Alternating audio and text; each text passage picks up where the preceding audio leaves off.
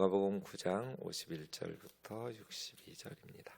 예수께서 승천하실 기약이 차감해 예루살렘을 향하여 올라가기로 굳게 결심하시고 사자들을 앞서 보내심에 그들 가서 예수를 위하여 준비하려고 사마리아인의 한 마을에 들어갔더니 예수께서 예루살렘을 향하여 가시기 때문에 그들이 받아들이지 아니하는지라. 제자 야고보와 요한이 이를 보고 이르되 주여 우리가 불을 명하여 하늘로부터 내려 저들을 멸하라 하기를 원하시나이까? 예수께서 돌아보시며 꾸짖으시고 함께 다른 마을로 가시니라. 길 가실 때 어떤 사람이 여짜오되 어디로 가시든지 나는 따르리이다. 예수께서 이르시되 여우도 굴이 있고 공중의 새도 집이 있으되 인자는 머리 둘 곳이 없도다 하시고 또 다른 사람에게 나를 따르라 하시니 그가 이르되 나로 먼저 가서 내 아버지를 장사하게 허락하옵소서. 이르시되 죽은 자들로 자기의 죽은 자들을 장사하게 하고 너는 가서 하나님의 나라를 전파하라 하시고 또 다른 사람이 이르되 주여 내가 주를 따르겠나이다마는 나로 먼저 내 가족을 작별하게 허락하소서. 예수께서 이르시되 손에 쟁기를 잡고 뒤를 돌아보는 자는 하나님의 나라에 합당하지 아니하니라 하시니라. 아멘. 어제 주일 예배 때 함께 말씀을 나누었던 것처럼 누가복음은 9장 51절부터 19장 44절까지가 길 위의 본문입니다. 공간복음이 다 비슷한 패턴으로 구성되어 있습니다. 예수님의 탄생, 세례, 시험. 근데 이제 누가복음은 족보 이야기가 들어있고 마태복음도 족보 이야기부터 시작하지요. 마가복음과 요한복음에는 예수님 족보가 나와 있지 않습니다. 어쨌든 그렇게 공생의 사역 전에 어린 시절 또 세례와 시험이 있고 그 다음에 북부 갈릴리 지역의 사역이 나옵니다. 그리고 맨 북쪽에 있는 가이사랴 빌립보라는 곳에서 도시 이름에 로마 황제 이름 카이사르가 붙었다는 것은 황제 신전이 있다는 뜻이에요. 황제에게 바쳐진 도시니까요. 가이사랴 빌립보에도 웅장한 로마 황제의 신전이 있었고요. 그 외에 많은 신전들이 있었지만 그렇게 가이사랴 빌립보에서 사람들이 나를 누구라고 하더냐? 예수님께서 제자들에게 묻죠. 선지자 중에 하나라고 하던데요. 세례 요한이라고 하던데요. 엘리야라 하던데요. 너희는 나를 누구라 하느냐? 그때 베드로가 주는 그리스도십니다. 하나님의 그리스도. 그렇게 말할 때 이제 비로소 예수님께서 예루살렘에 올라가셔서 고난을 받으시고 십자가에 죽으시고 사흘 만에 다시 살아날 것을 가르치시죠. 그 가이사랴 빌립보거든요. 그러니까 누가 진짜 왕이냐잖아요.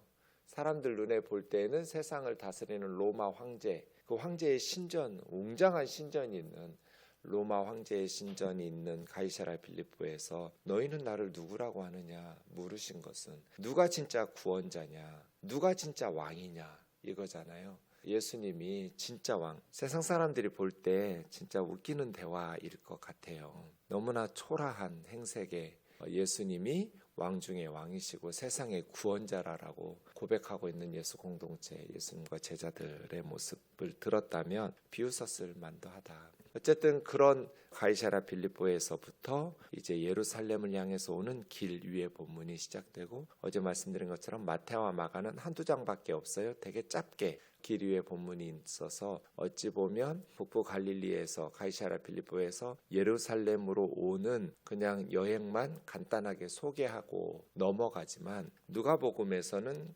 9장 51절에서 19장 44절까지 거의 40% 이상의 긴 분량을 이렇게 할당해서 길 위의 본문이 확장되어 있거든요. 이 길 위의 본문을 누가는 매우 중요하게 기록하고 있고 이 길 위의 본문은 누가복음의 고유 자료가 굉장히 많이 들어있어서 누가복음에만 나오는 중요한 비유들, 선한 사마리아인의 비유, 탕자의 비유, 잃어버린 양이나 잃어버린 동전 이런 비유들도 많이 나옵니다.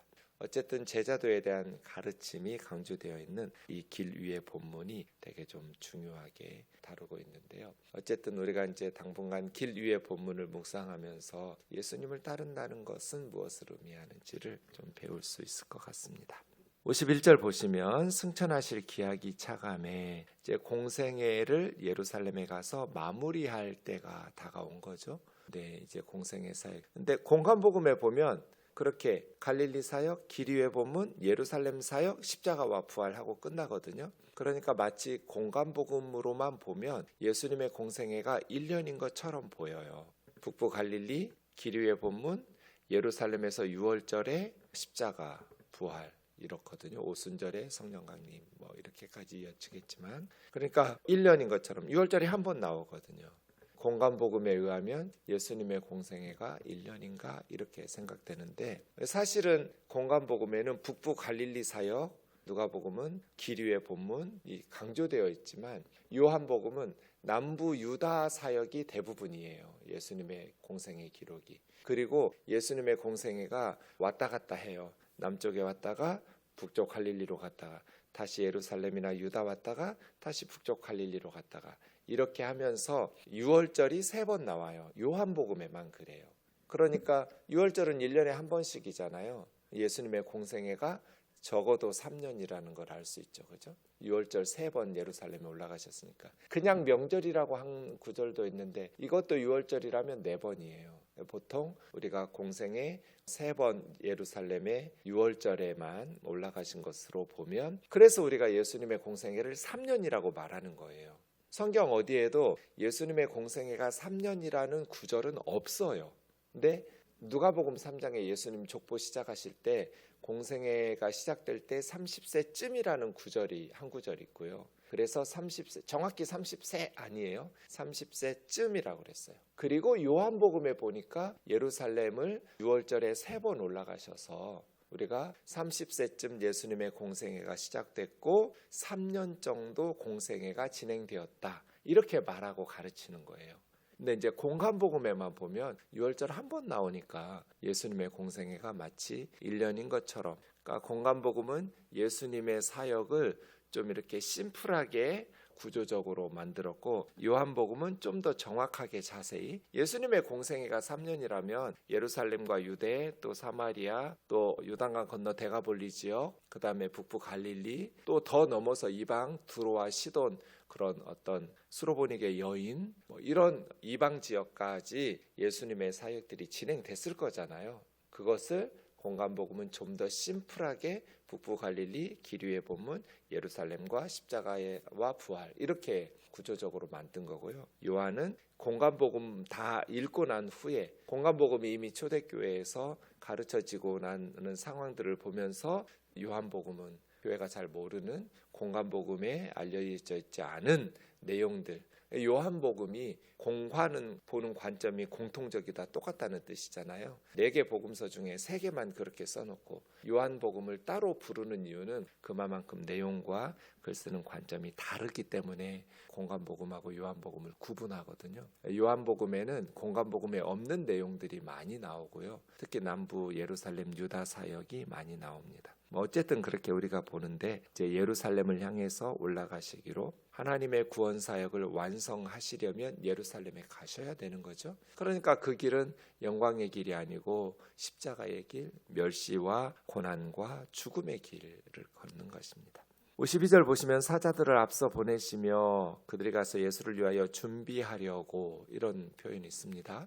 예수님과 12제자만 해도 13명이잖아요. 그러니까 13명이 지낼 수 있는 숙소도 미리 알아봐야 되고, 또 식당같이 밥 먹을 수 있는 뭐 이런 것들도 미리 좀 알아봐야 되잖아요. 그래서 가기 전에 갑자기 숙소를 마련하거나 식사할 장소를 준비하는 게 쉽지 않을 테니까 미리 사자들, 예수님 제자들 중에 사람들을 보낸 거죠. 가서 예수를 위하여 사마리아인의 마을로 들어갔어요. 그러니까 북부 갈릴리에서 유다와 예루살렘으로 오는 직선 코스는 사마리아를 통과하는 거죠. 그리고 예수님은 사마리아에도, 요한복음에 보면 수가성 사마리아의 한 성읍이 완전히 개종되잖아요. 그 수가성의 여인 때문에, 우물가의 여인 때문에. 이런 식으로 예수님은 늘 사마리아도 구원받아야 된다는, 하나님 나라의 복음을 들어야 된다는 생각을 가지고 사마리아인의 마을, 그러니까 이것은 어찌 보면 예수님의 마지막 전도 여행이잖아요. 이제 예루살렘에 오시면 십자가 사건, 더 이상 예수님은 전도하러 마을마다 다니면서 순회전도 사역을 할 수 없으니까 어찌 보면 예수님의 마지막 전도 사역, 천국 복음 사역인데, 이 사마리아 사람들이 예루살렘을 향해 간다는 이야기를 듣고 받아들이지 않는 거예요. 우리 마을에 발 들일 수 없다라고 막은 거죠. 이 제자들을. 예루살렘 순례객들이 이제 요세푸스라는 신약 성경이 쓰여지던 시대에 유대 역사가가 있는데, 요세푸스의 책에 의하면 종종 예루살렘을 향해 순례가는 순례자들을 사마리아 사람들이 살해해요. 강도짓도 하고 죽이기도 하고. 그만큼 사마리아 사람들과 유대 사람들의 반목이 심한 거죠. 그건 이제 유대인들이 북이스라엘 10지파가 아수르에게 멸망당하잖아요. 근데 아수르는 이중이주 정책을 강제로 사용하거든요. 아수르 제국의 모든 나라들을 하나로 통합하기 위해서 강제로 이주시켰어요. 북이스라엘 사람들을 다른 나라로, 또 다른 나라 사람들을 사마리아와 북이스라엘 지역으로. 그래서 혼혈 정책을 쓰죠. 그러다 보니 남부 유다 사람들이 생각할 때 북쪽 이스라엘 사람들은 그냥 지역적으로만 이스라엘에 살고 있는 것이지 혈통적으로 보면 이방인이나 진배 없는 그런 사람들이고, 그곳에 왔을 때 사마리아 와서 그 사람들이 어떤 종교 생활했겠어요. 자기네 나라에서 섬기던 우상들 그대로 와서 섬겼겠죠. 그러니 남부 유다 사람들이 볼 때 북이스라엘 사람들은 타락한 유대교, 혼합 종교죠. 인정할 수 없는 거죠. 같은 이스라엘 백성으로. 그러니까 이제 북이스라엘 사람들은 남유다 사람들과 갈등이 시작되는 거예요. 남유다도 나중에 이제 바벨론에게 망했지만, 바벨론에게 멸망했으나 유다 사람들이 그런 혼혈 정책을 사용하거나 바벨론은 그러지는 않거든요. 그래서 유대와 사마리아의 갈등과 반목은 아주 오랜 역사를 가지고 있는, 예수님 시대까지 뿌리 깊은. 그래서 예루살렘 순례객이라고 하니까 사마리아 사람들이 통행을 불허한 거예요. 너희 팀 우리 마을에 들어오면 안 돼 하고 이제 우리 동네로 통과하지 못하도록 막은 거죠. 그랬을 때 어찌 보면 영적으로 보면 사마리아 사람들이 엄청난 어리석은 선택을 한 거죠. 하나님의 아들을 거부하고 예수님을 통해서 그들에게 엄청난 축복이 주어질 텐데, 영적으로나 또 육적으로나 병자도 고쳐주시고 귀신도 쫓아내시고 그러한 축복을 누릴 수 있는 기회를 포기하고 박탈당한 거죠. 그러니까 진정한 축복이 무엇인지를 모르면 이 사마리아 사람들처럼 진정한 축복을 받을 수 있는 기회를 놓치는 거죠. 그 민족적 편견, 유대인과 사마리아 사람들 간의 그 편견 때문에 못 와 이렇게 막은 거죠. 스가랴 시대에도 보면 스룹바벨 성전을 지을 때 사마리아 사람들이 먼저 제안했어요. 우리가 도와줄게. 유다 사람들이 싫어하고 거부했죠. 우리끼리 지을 거야. 나중에 이제 성벽을 지을 때 느헤미야 시대에도 사마리아 사람들이 성벽 재건에 도움을 제안했을 때 느헤미야가 거절하고, 너희는 예루살렘에서 아무 기업도 없고 권리도 없고 기억되는 바도 없다 이렇게 거부하면서, 그래서 이제 대표적으로 그리심산 사마리아의 세겜에 있는 성전과 예루살렘에 있는 두 성전, 그래서 수가성 그 누님도 이 산에서 우리 사람들은 사마리아에서 예배하라던데 당신네 유대 사람들은 예루살렘 성전에서 어디서 예배합니까? 이 산에서도 말고 저 산에서도 말고. 주님 그렇게 말씀하시잖아요. 참으로 예배하는 것은 신령과 진정으로 예배하는지 하나님 찾으신다. 그러니까 성전이 둘이고 또 그렇게 오랜 역사 가운데 갈등과 그런 어려움이 있다 보니까 받아들이지 않는 거죠. 그때 54절 보시면 야고보와 요한, 마가복음 3장 17절에 보면 이 두 형제의 별명이 보아너게, 천둥의 아들, 우레의 아들이잖아요. 성격 급한 거죠. 천둥번개처럼 그렇게. 주여, 우리가 불을 명하여 하늘로부터 저들을 멸하라 하기를 원하시나이까? 이런 질문을 왜 했을까요? 화나죠. 예수님, 하늘에서 불을 내리라고 저희에게 명령하시면 우리가 하늘로부터 불을 내려서 저 사마리아 사람들 다 불질러 버리도록 멸하도록 그렇게 하기를 주님이 원하시느냐고 화가 났나 봐요. 우레의 아들들이, 사마리아 사람들이 자기들을 이렇게 막으니까요. 예수님께서 야고보와 요한을 꾸짖으시고 함께 다른 마을로 가시니라. 길 위에 본문에서 있었던 첫 번째 사건, 사마리아의 한 마을에서 통과하지 못하도록 가로막았고, 그때 우레의 아들들 야고보와 요한이 하늘에서 불이 내려서 이 마을을 다 멸하게 하시기를 원하냐고 했을 때 예수님께서 제자들을 꾸짖으신, 기억해야 돼요. 이것이 제자도예요. 우리가 천국 복음을 전하면 사람들이 다 환영하고 다 고마워하고 받아들이나요? 그렇지 않아요. 그럴 때 예수님의 제자들은 어떻게 해야 되는가? 예수님처럼 해야 되는 거죠. 타 종교인들에 대해서 우리가 멸시하고 증오하고 저주하면 안 되는 거죠. 그들을 돌아보아야 되는 거죠. 그러니까 예수님이 우리에게 원하시는 것은 조폭의 똘마니가 되는 거 아니에요. 뭐 예수님이 조폭의 보스가 아니잖아요. 다 깨부시고 죽이고 반대하면 막 겁박하고 그런 것이 아니라 우리가 죽는 거죠. 그래도 끝까지 사랑으로 그들을 돌아보면서 폭력을 행사한다거나, 그러니까 예수님을 위한답시고 야고보와 요한처럼 예수님을 반대하는 사람들을 멸하기를 원하십니까? 그건 아닌 거예요. 가끔 보면 절에 가서 막 불지르는 이런 화재 사건이 일어나고, 절에 가는 불자들 앞에서 전도지 돌리고 절 앞에서 예수 믿으라고 막 전도하고, 그건 무례한 거죠. 그 심정은 알겠어요. 당신들 계속 이렇게 살면 지옥에 간다. 그 안타까운 마음은 알겠는데 그 사람들이 그렇게 하면 예수 믿겠어요? 더 교회 다니는 사람들에 대해서 마음이 닫혀버리겠죠. 그리고 절에다가 불 지른다고 그래서 우상 종교가 사라지겠냐고요. 하늘에서 불이 내려서 이 사마리아 마을을 다 멸하게 하시기를 원하나이까? 예수님이 꾸짖으시죠. 다른 마을로 가자. 이것을 기억해야 되는 거예요. 아무리 주님에 향한 충성이 진실하고 열정적인 주님에 대한 열정이 있을지라도 예수님의 방식대로 사역해야 되는 거죠.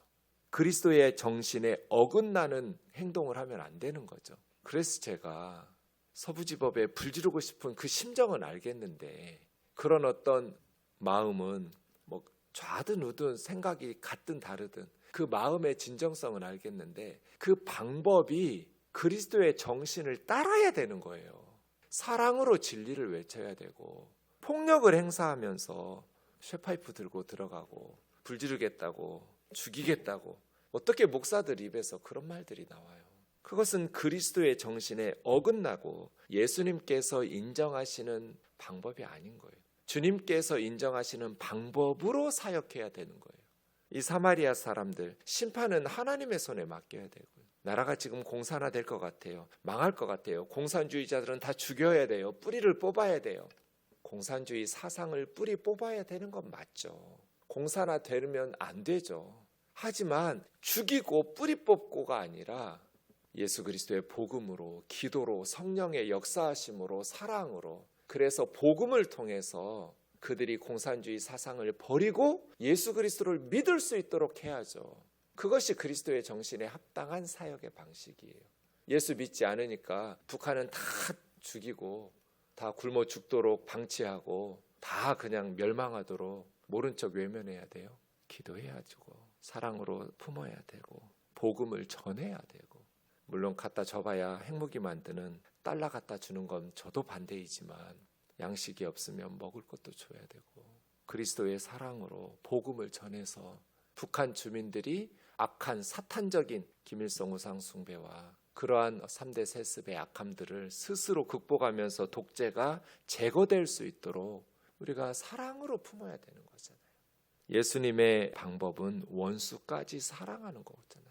원수까지 사랑하는 것이 예수님의 방법이고, 예수님의 사역의 길은 평화의 길이고, 예수님은 피스메이커들이 되기를 우리에게 가르치셨는데, 기독교 2000년 역사에 너무나 많은 이 보안억의 십자군 전쟁을 포함해서 히틀러의 유대인 학살 600만 명의 학살을 포함해서 너무나 많은, 하늘에서 불을 명하여 저들을 멸하게 하시기를 원하나이까, 이러한 일들을 예수 그리스도를 유대인들이 거부한다고 그래서 종교개혁자 마틴 루터 설교 중에도 엄청난 비난들이 있어요. 그러니까 히틀러가 나온 거예요. 독일에서 종교개혁을 잘했지만 복음을 받아들이지 않는 유대인들에 대한 원색적 비난과 설교, 그리고 보복적인 메시지들.